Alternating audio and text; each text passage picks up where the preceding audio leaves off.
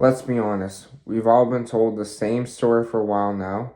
First off, you have to go to university to get a high paying job, but the sad truth about it is we all have debt to pay afterwards, like $10,000 in debt. So here are 4 reasons why you should start a skilled trade.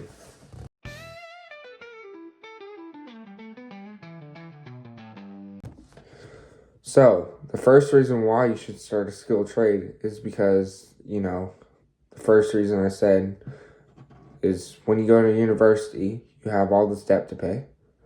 But when you go to a thing called an apprenticeship, you even get paid to do it. It costs not a lot of money, but you also get paid for it. So basically what an apprenticeship is that first off, you get paid for experience. So say if you work 5 hours a day on this apprenticeship, you can get paid quite a bit of money. It depends on what kind of job you get. And then the second thing is you're debt free.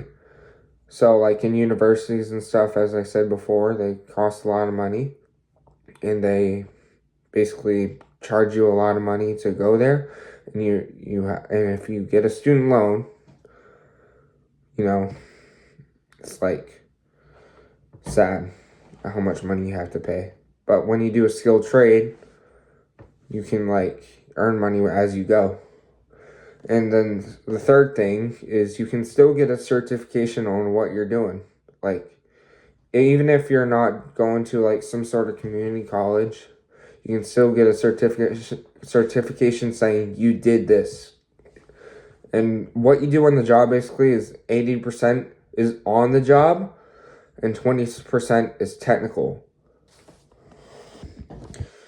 So the second reason why I personally think you should get a skilled trades job is because you might find a job you might like.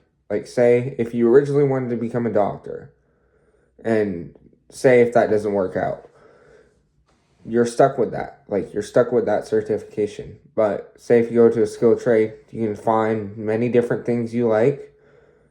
Say if you want to go into automotive mechanics, like I do, you could say you don't like this, but if you're doing an apprenticeship, you can just you don't have to leave, you don't have to stay there. You can always find a different apprentice. And also, I personally think that you don't always have to get your hands dirty. It's not always about getting your hands dirty. It can be some sort of other job, typing, or which that's kind of a skill trade, but not really. But personally, I think that you might find something you'll like. To the people watching out there. So the third reason why I think you should start a skilled trades job is it helps build character. So if you have something that not all people know. Say if you're an electrician, not all people know how to change a light. Most people know how to change a light bulb.